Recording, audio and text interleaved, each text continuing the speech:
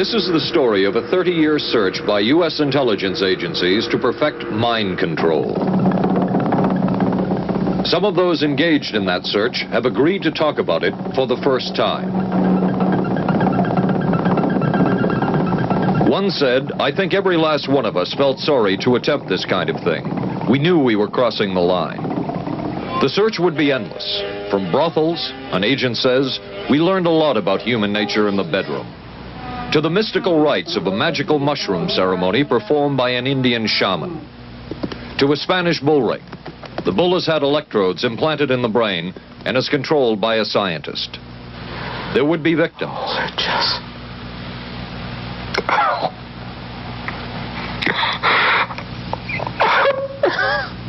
One intelligence agency tried to peel this man's mind back to reveal its deepest secrets. I'll live through it. I'll live through it. This man worked on some of these programs. He would write of his work, "It was fun, fun, fun." This is the story of the search for mind control. ABC News Close-Up, Mission Mind Control. With ABC News correspondent Paul Altmaier. We are not professing to tell you the complete story of these activities. We are professing to tell you the complete story that we know. Right. But these records that we've uncovered don't tell the story. They tell pieces of it. This is a story that has been told in bits and pieces. This is an attempt to pull most of it together. We know we don't have the full story. We do, however, have some striking new revelations and insights. The story begins here, just off the nation's front yard, the Mall. The buildings behind me were the headquarters for the World War II Office of Strategic Services. It was here that the first halting steps toward mind control began. The shaper and molder of OSS was General Wild Bill Donovan. He said of his group's work, "We may have made mistakes, but we were not afraid to try things that were never done before." In this anything-goes atmosphere, Donovan appointed this man, Stanley Lovell, a Boston industrialist, to break new ground in many scientific and technical fields. Donovan called Lovell his Dr. Moriarty, after the fiendish professor in Sherlock Holmes. Lovell liked the name and posed for this Saturday Evening Post photo. He later wrote of his OSS job that it was, quote, "to stimulate the PEC's bad boy beneath the surface of every American scientist and to say to him, throw all of your normal law-abiding concepts out of the window. Here's a chance to raise merry hell." It was in this atmosphere that the search for mind control began. This bizarre man would be an active participant in that search over the next 2 decades. His name is George White, an OSS captain who had formerly been with the Bureau of Narcotics. In his diary, seen here publicly for the first time, White left a legacy of the darker side of American intelligence work. He received his early OSS training at the British-run school at Oshawa, Canada, the same school where Ian Fleming, the creator of James Bond, was trained. White referred to the school in his diaries as the Oshawa School of Mayhem and Murder. Mike Burke, former OSS colleague of White's and now president of Madison Square Garden Center. Very compelling fellow, mysterious fellow, almost mystical fellow. He was fascinating because you knew something about him, but not enough about him to really get a fix on him. He also knew a great deal about the swifter elements of society, the gamier side of life, and he was very impressive in his technical knowledge of the underworld, so to speak. He said, one of our men gets beat up. He says, you have to act real fast and teach these guys a lesson. Charles Siragusa, a former narcotics officer and friend of White's. He'll come around, he says, and break your kneecaps. And with that, one guy laughed, and George would always have little Billy with him. And this one guy saw us naked. George White turned around and whapped him across the neck with it. Then he picked up a pool stick and started beating everybody up. He made his point. And he made his point. George White was not a man of understatement or subtleties. His boss at OSS, Stanley Lovell, referred to him as deadly and dedicated. In this note from White's diaries, it says, "Call Lovell regarding TD." TD was a rather transparent cover for Truth Drug. George White worked with the Truth Drug Committee here at St. Elizabeth's Hospital in the nation's capital. They experimented with mescaline, scopolamine, and marijuana on unwitting victims. The committee soon learned there was no easy panacea, no truth drug at this stage. But White and later colleagues would not stop trying. The goal remained the same. As this 1952 CIA memo says, the aim is controlling an individual to the point where he will do our bidding against his will, and even against such fundamental laws of nature as self-preservation. But it was a discovery here in Basel, Switzerland, at Sandoz Laboratories by Dr. Albert Hoffman, that led the intelligence agencies of America to believe that they had found the panacea.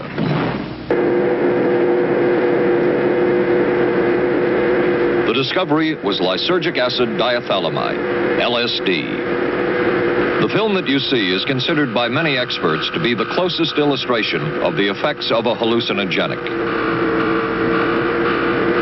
It was one of the first times that anybody had run into a powerful drug that was different than anything else that they knew anything about. John Gittinger, recently retired chief psychologist for the CIA.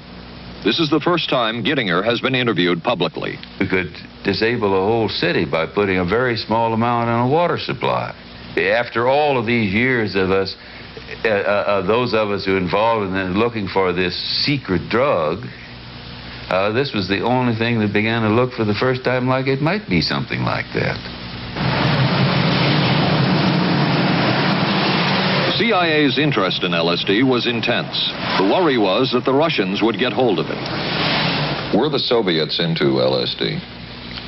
I'm going to have to say I'm sure they were, but if you ask me to prove it, I've never seen any direct proof of it. But at one point, intelligence information received from Switzerland said that Sandoz Laboratories was about to put 100 million doses of LSD on the open market. And it caused enough concern within the agency that the United States was prepared to buy the entire supply. However, a slight mistake had been made. The mistake is made public for the first time. I just found out on a new CIA document that there were no such large quantities of LSD on the market. John Marks has filed numerous Freedom of Information suits against the CIA and has unearthed much new material. He is the author of The Search for the Manchurian Candidate, a history of intelligence agency work with mind control. He is a consultant for this report. What happened is that there was a military attaché in Switzerland, an American officer, who got milligrams and kilograms mixed up. In other words, he made a mistake of thinking 1/1000th of a gram was the same as 1,000 grams, which is a mistake of 1,000,000 times. So when the CIA got the intelligence that there were 100 million doses on the market, in fact, there were 100 doses. The man who would oversee the CIA's research into drugs and most of the agency's behavior programs is this man, Dr. Sidney Gottlieb, a chemist. Dr. Gottlieb declined ABC News' request for an interview. In their never-ending search for the miracle weapon, CIA operatives searched here in the remote mountain areas of southern Mexico for what up to then had been considered a myth, magic mushrooms. They used this man, a part-time chemist with the CIA, to dupe this man, a vice president of a bank and an amateur mycologist or mushroom expert, to try to get to the magic mushrooms and turn them into a drug. But it would be the amateur, R. Gordon Wasson and his colleagues, who would win the race and develop the drug psilocybin from the magic mushrooms. We went into the Mazatec area, far from the highways, remote from Mexico City. There we found that rotten bagasse, as it's called, bagasso, covered with mushrooms. These mushrooms I didn't know, had never seen. They were the sacred mushrooms. Wasson would also discover and record the ancient mystical rites of the mushrooms from a local shaman or magical priestess, Maria Sabina. And we were seeing incredible sights. They would go slowly or they would go fast as I ordained. All all your senses are rendered acute. We say that you see visions, you see hallucinations, but that doesn't begin to tell the story. The hallucinations are only part of it. You hear sounds, you smell things. The night was thrilling. Word of Wasson's discovery reached the CIA quickly. Dr. James Moore, a University of Delaware chemist, secretly served the CIA preparing deadly chemicals on short notice. Moore was instructed to get close to Wasson and accompany him on another trip to Mexico to get the magic mushrooms. Internal documents show the CIA felt a drug derived from the mushrooms could remain an agency secret. What in the world were they looking for with the magic mushrooms? I think the best answer to that is that they were looking for fundamental information on compounds that would be capable of causing changes in behavior, changes in mental attitude. Did you ever consider what would have happened if any of these substances were given to, say, unwitting people? Oh, I don't remember having considered that specifically. What if you... I trust perhaps you've thought about it. Well, I haven't worried about it. Your question again, what would I have thought had I known that any of these substances would have been given to unwitting persons? You mean a hostile agent of another government? No, I mean that was probably one of the things I had in mind. I mean testing it out on an American citizen.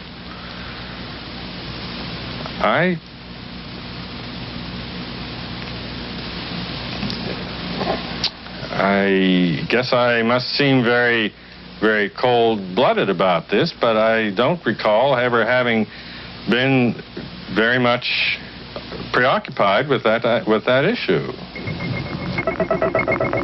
But many drugs were tested in this way. A decision was made at the highest levels of the CIA to do testing on unwitting Americans. As one CIA document says, such testing would be operationally realistic. A former CIA official who worked on these programs describes for the first time how the decision was made. He did not wish to be filmed or recorded. Thus his remarks are read by someone else. I think every last one of us felt sorry to attempt this kind of thing. We knew we were crossing the line. Every decent kid knows he shouldn't steal, but he does it sometimes. We knew damn well we didn't want anyone else to know what we were doing. The decision was made to do testing on unwitting victims. It was decided they should be on the fringes of society because they were most vulnerable. It was the borderline underworld, prostitutes, drug addicts, and other small-timers who would be powerless to seek any kind of revenge in case they found out. And as their predecessors had a decade earlier, the CIA turned to George White for help. White was now a high-ranking narcotics official, and by this time, the stories about George White were legendary. So the waiter says, "May I help you, monsieur?" And George White was busy talking with me. I paid no attention to the waiter, so the waiter tapped him on the shoulder and says, "May I help you, monsieur?" George White turned around, whipped his gun out, and stuck it in the guy's face like this in this crowded restaurant. George White did not mind bending the law, and he knew the street well. He was the ideal choice for what the CIA had in mind. We were Ivy League, white, middle class. We were naive, totally naive about this, and he felt pretty expert. He knew the whores, the pimps, the people who brought in the drugs.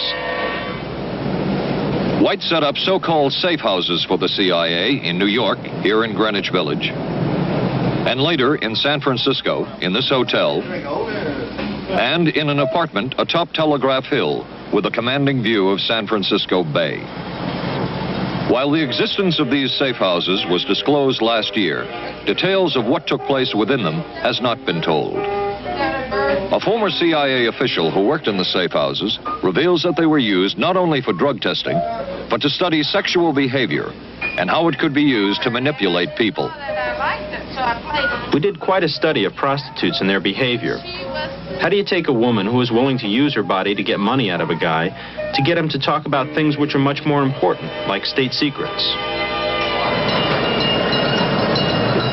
We learned a lot about human nature in the bedroom. We started to pick up knowledge that could be used in operations. There would be victims in all of this, but as the agency knew, they couldn't fight back. Some entries from George White's diaries. Clarice gets horrors. Janet, sky high. As one agency memo says, we have no answer to the moral question. The safe houses were not the only testing grounds. Millions of dollars would be spent on LSD research at universities throughout the country. And word would begin to spread on campus about this so-called mind-blowing drug. And suddenly, there was the counterculture of the 60s. I give the CIA a total credit for sponsoring and initiating the entire consciousness movement, counterculture events of the 1960s. Dr. Timothy Leary, the 1960s Johnny Appleseed of LSD. The CIA funded and supported and encouraged hundreds of young psychiatrists to experiment with this drug. The fallout from that was that the young psychologists began taking it themselves, discovering that it was an intelligence-enhancing, consciousness-raising experience. I know that some of the studies in which the CIA had supported used as subjects people who later became strong proselytizers of LSD. So, you know, in that sense, yes, I think it did sustain the perpetuation of the use of the drug. And it's rather ironic, isn't it? The counter case that I would make in relationship to that is to remember that the people who were doing the research were people who would be doing the research regardless of who was the sponsor. I don't think anybody working in that time in the remotest ever thought that it would blow up into the kind of thing that it did.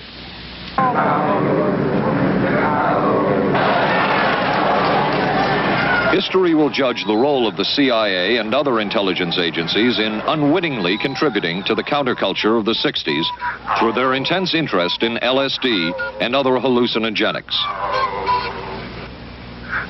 But for the moment at least, the argument can be made that the CIA helped usher in the age of Aquarius.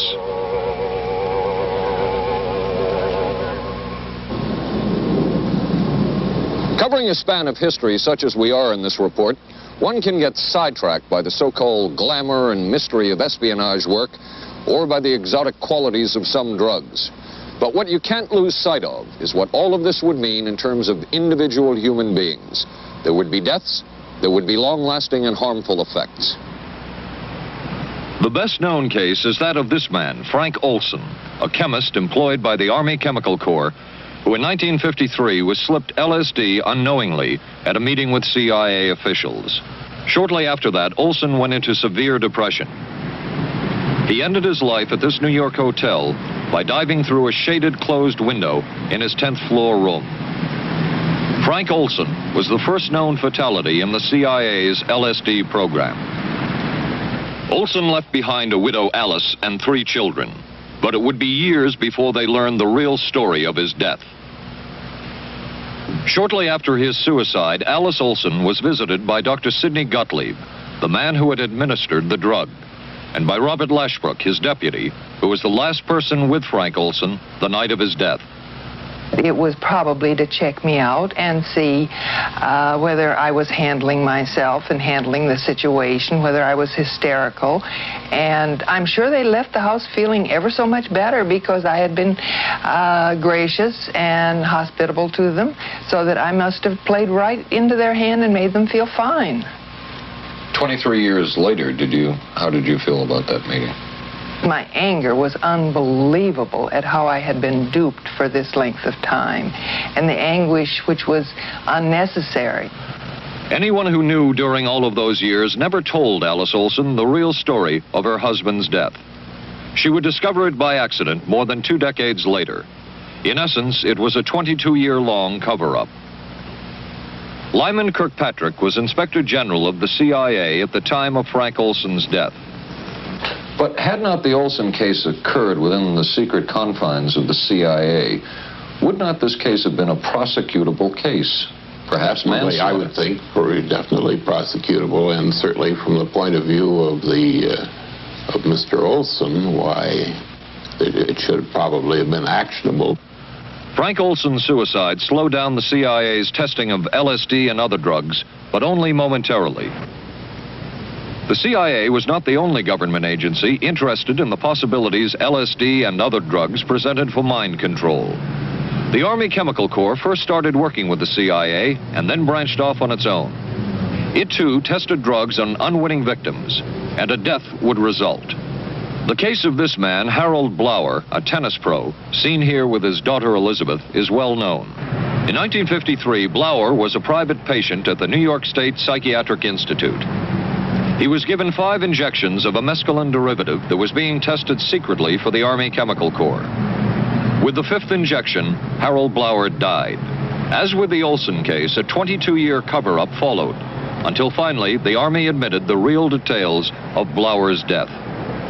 Since the initial news stories of Harold Blower's death, close to 5,000 documents, previously classified, have been released by the Army and obtained by ABC News.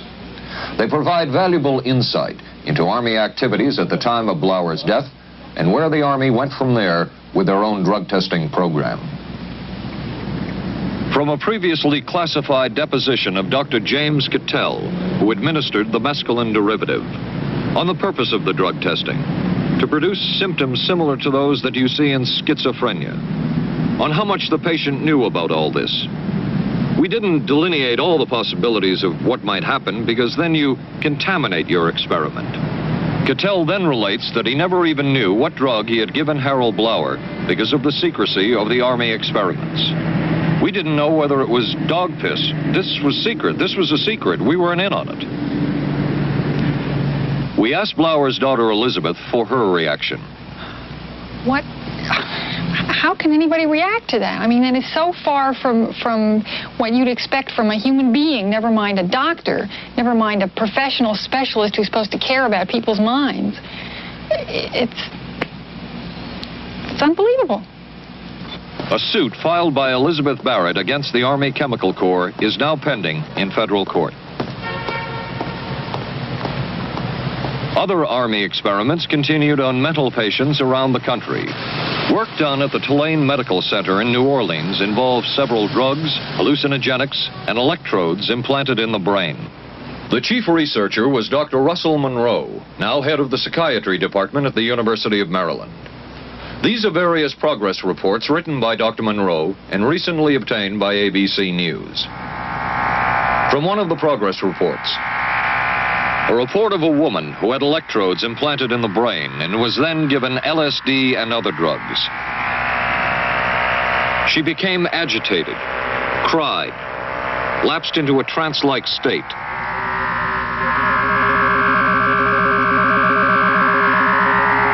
Felt as if she were about to have a convulsion, experienced waves of darkness and light, had bizarre sensations in her neck and legs, said somebody was trying to manipulate her body. At this point, Dr. Monroe wrote that the woman was obviously having paranoid ideas. As a layperson, perhaps you can enlighten me. What therapeutic effect would the type of experiment that I just described have on a patient? Well, the therapeutic effect would be indirect. Was this patient aware that she was being given LSD? Yes, I mean, they were told that they would be given some medication, and they took specifically LSD? Well, we told them, I don't think that they would have even known what LSD was then at the time. They were told that they were going to they would be given some medications which might make them feel worse. Dr. Monroe, what do you think the Army Chemical Corps was looking for in all of this testing? They were looking for an incapacitating agent, an agent that would not harm the person permanently, but would incapacitate them temporarily. That seemed like a a humanistic way to to wage a war, if war is necessary. When James Thornwell was given LSD by Army intelligence in 1961, this time it was no experiment. This time the express purpose was to peel back Thornwell's brain to bear any secret within it. This time the Army had gone operational. Thornwell, as reported on ABC last January, was an Army private stationed in Orléans, France. Classified documents were missing from his unit. Thornwell became a suspect. His 2.5-month interrogation included administration of sodium pentothal, hypnosis, isolation, and deprivation of sleep. Army documents obtained by ABC News refer to this interrogation as conventional. Despite this severe questioning, Army intelligence was getting nowhere with Thornwell, and it was decided to slip him LSD. For 16 years, Thornwell never knew what had hit him. Tell me about the acid. I'd rather not. It's a bad trip. It's a bad trip. That was a bad trip. The pain was so excruciating. Felt like somebody was sticking me with 1,000,000 pins. You know, just everywhere. Oh, it just... Oh.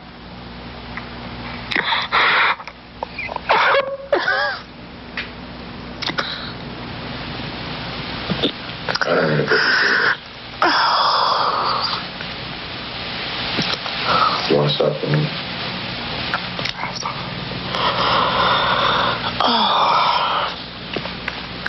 I walked around. You want to stop? Oh, I can talk. I lived through it. I lived through it. I lived through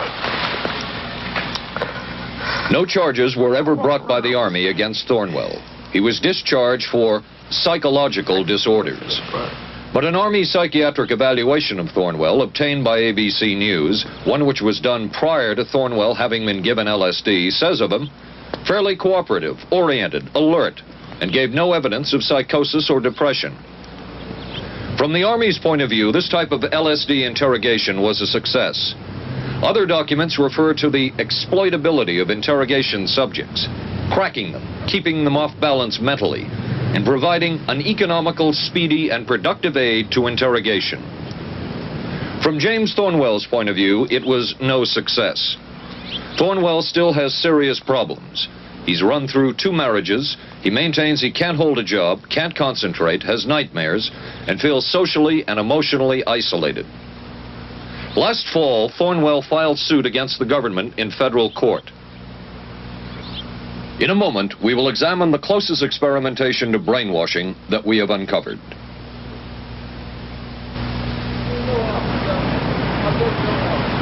By far, the most chilling experiments we have uncovered took place at this Gothic estate called Ravenscrag, halfway up Mount Royal in Montreal. It houses the Allen Memorial Institute of Psychiatry of McGill University. It was here that the CIA funded a series of experiments, severe experiments. The work was done by the Institute's then director, Dr. Ewan Cameron.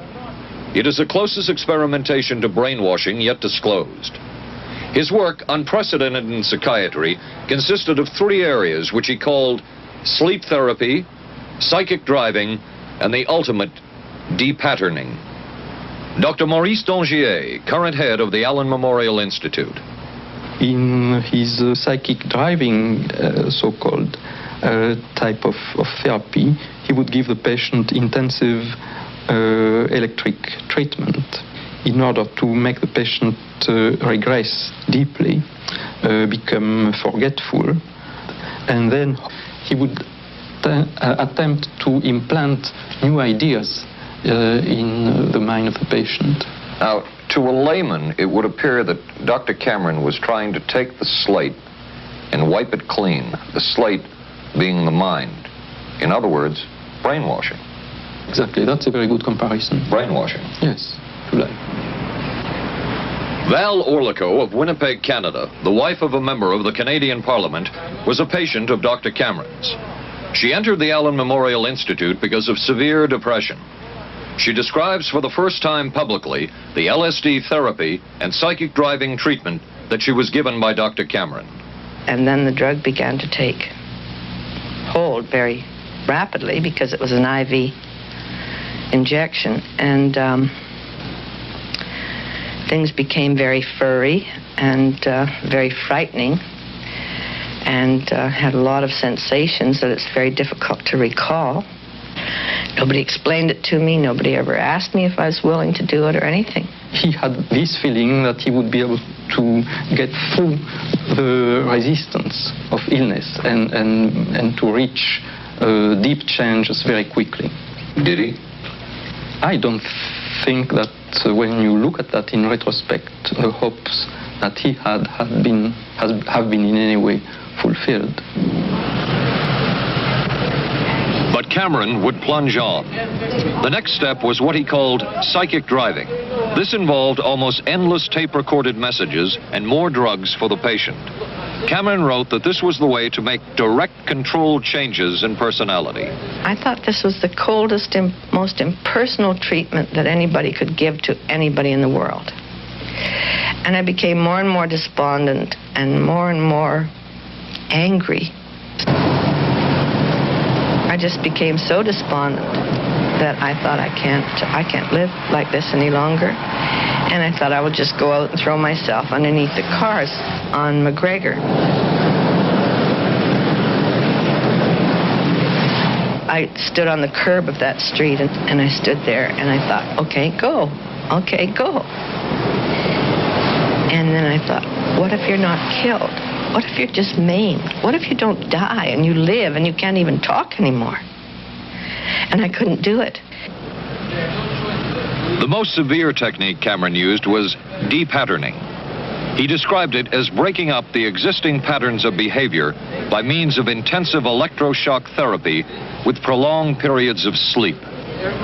He carried out these experiments in something he called the sleep rooms. People in there were like babies. They cried and they were very disoriented. And we were very afraid of the sleep room. We used to walk very carefully against the side of the corridor that was opposite the sleep room with our backs to the wall when we'd go by. Cameron used this combined sleep electroshock treatment on patients as long as 30 days. One patient he kept asleep for 65 days.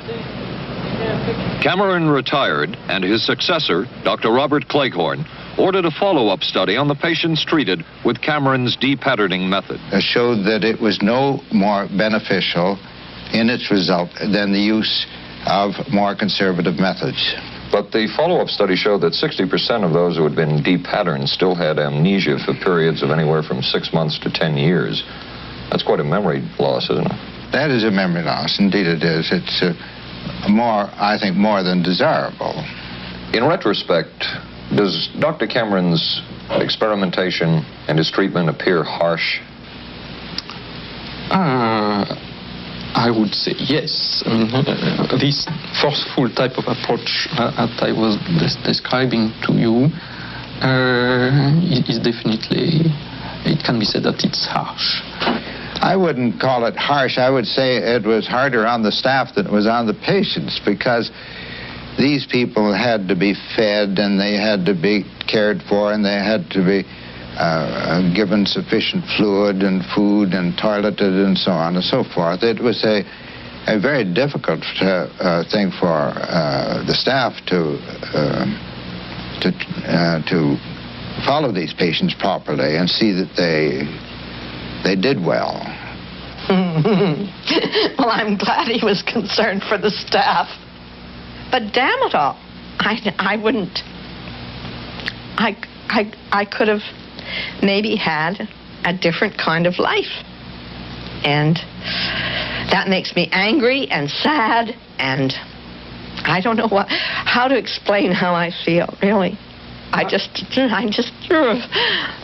How did you feel when you learned that Dr. Cameron's experimentation was financed by the CIA? Well, I thought, I can't even use the word that I thought, because I thought, that bastard. And he was too smart. He knew who he was working for. And, excuse me, but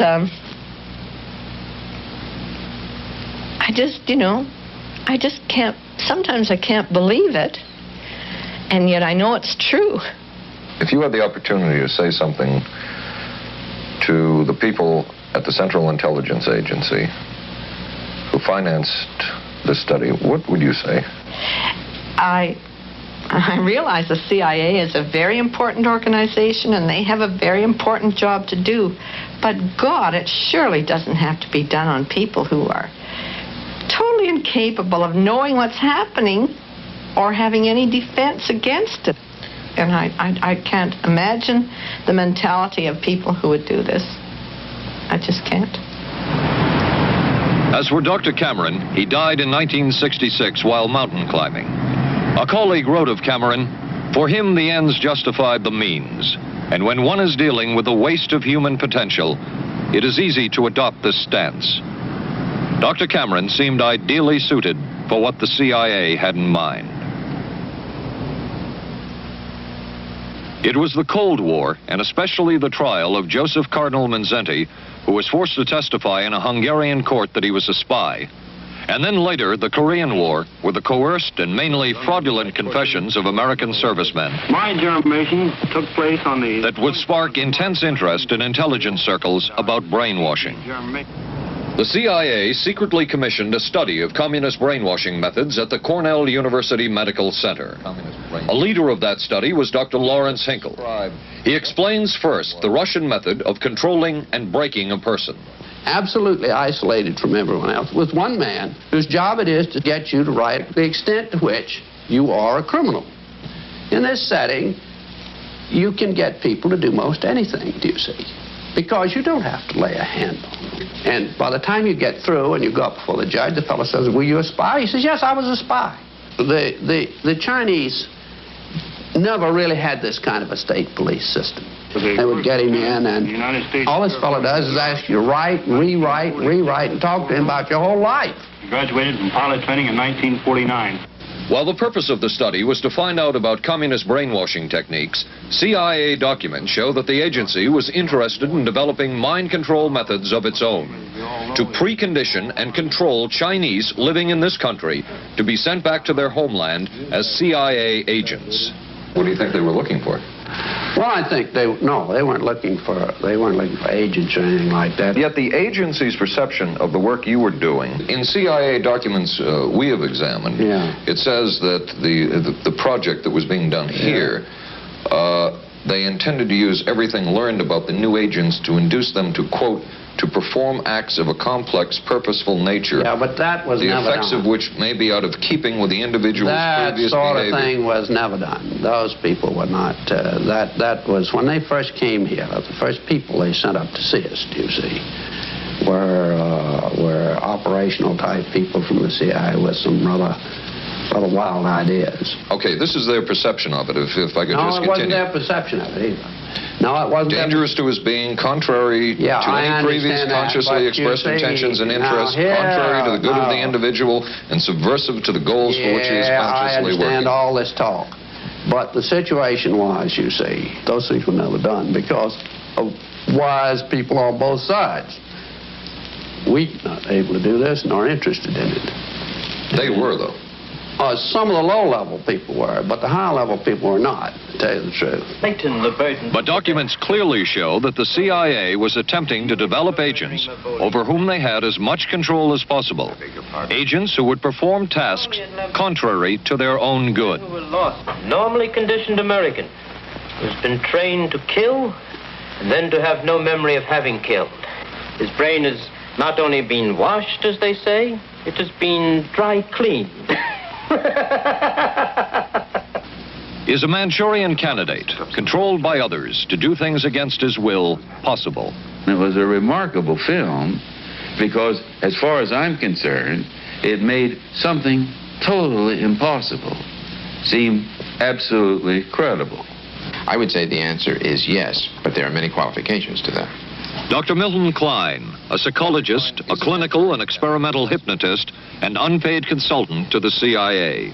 The qualifications would be the subject selected to produce the kind of behavior that you wish, the amount of time, the procedures that are utilized, and the motivations of the people who are designing executing and administering the procedures. You're asking whether an individual can be, under hypnosis, influenced, coerced, persuaded, shaped to perform an antisocial act, or a destructive act, or an act of violence. My answer would be yes. Captain Marco, will you be good enough to lend Raymond your pistol, please? Yes, ma'am.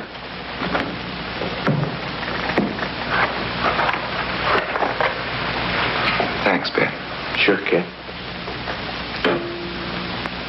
Shoot Bobby, Raymond. Through the forehead. Yes, ma'am.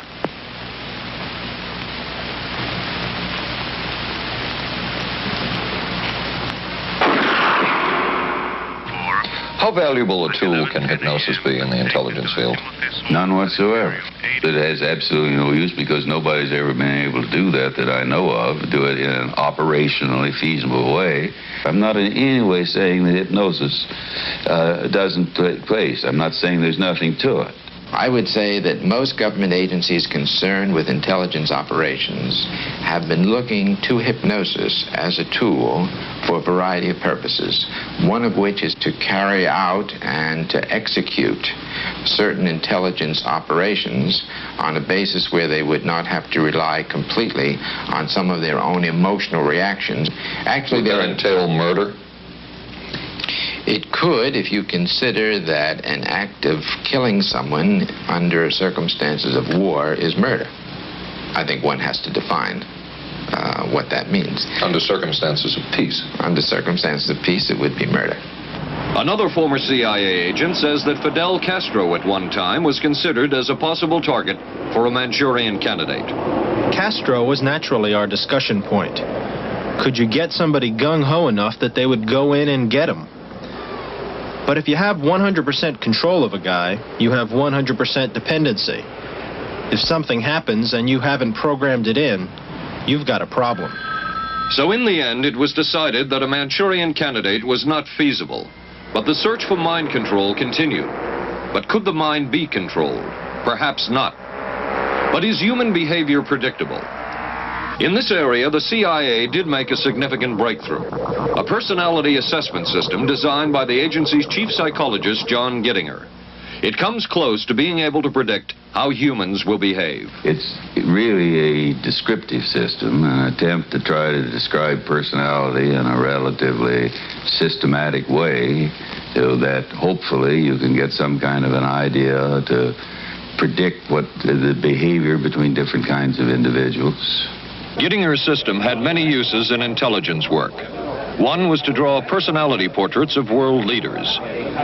Using Gittinger's system, the agency concluded the Shah of Iran is a brilliant but dangerous megalomaniac whose basic problems resulted from an overbearing father. And there were other applications. Your assessment staff played a key role in helping other governments pick their police intelligence agencies, including, we've learned, the Korean CIA, Uruguayan National Police. Can you tell us about this? No.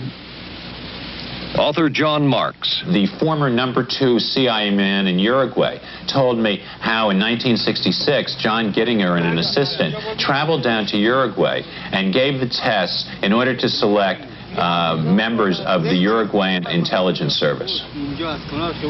A psychologist who used to work for the CIA told me in 1961 he personally traveled to South Korea as part of an American CIA effort to set up the Korean CIA and to give the personality tests to candidates for the Korean CIA to choose the best man for their secret police.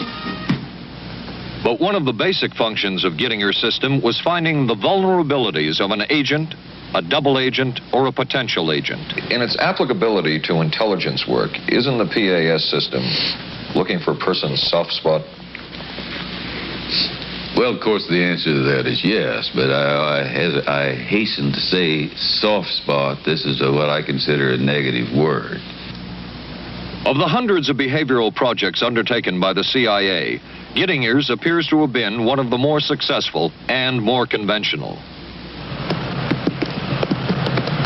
Other experiments were not as conventional. Neurophysicist Dr. Jose Delgado was financed by the Office of Naval Research. In this experiment, the bull is sedated, Electrodes are implanted in its brain. Delgado transmits an electronic impulse to the center of the bull's brain. Delgado has remote control of the animal.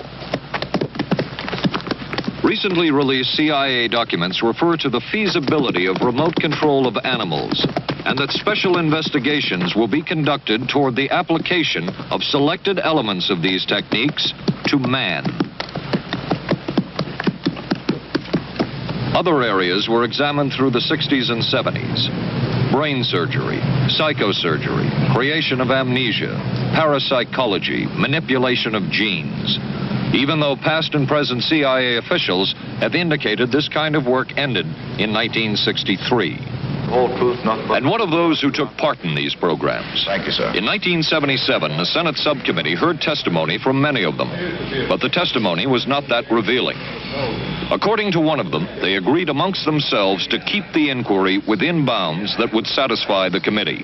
Former narcotics officer Charles Siragusa says that he was asked to limit his testimony by the man he reported to at the CIA. He wanted me not to say anything. To perjure yourself. That's right. Well, either that, I'd have to perjure myself or take the Fifth Amendment. And I'm not about to take the Fifth Amendment for anybody.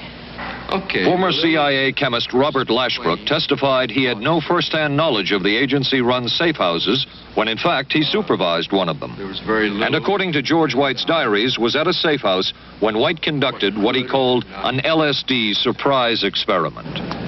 Dr. Sidney Gottlieb, whom we recently filmed near his California home, oversaw many of the CIA behavioral programs.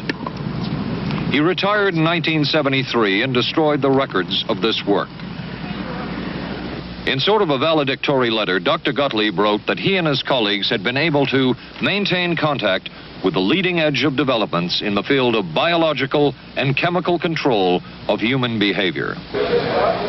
Dr. Gottlieb also testified before the Senate subcommittee, but from an anteroom where he could not be filmed because of what his lawyer termed health and cardiac problems. Dr. Gottlieb declined ABC News' request for an interview. And what of George White, the man who helped the agency in so many of its programs? He would retire here to Stinson Beach, California. And shortly before his death, he wrote to his boss at the CIA, Dr. Sidney Gottlieb, and summed up his career by saying, "It was fun, fun, fun. Where else could a red-blooded American boy lie, kill, and cheat, steal, deceive, rape, and pillage with the sanction and blessing of the All-Highest?" Has mind control been achieved? From all of the available evidence, it appears doubtful. The human will has prevailed up to this point. But as we have seen, work is continuing in this field, work that we still don't know very much about. How deeply are the Russians and other dictatorships into all of this? We really can't say, and the CIA is reluctant to give out information about it. But the basic question remains, what place does all of this have within a democracy? One final point should be made. As one of the persons who worked on these programs told us, we are very capable, conscientious, and very dedicated scientists working for our country. Their work speaks for itself. This is Paul Altmeyer for ABC News. Good night.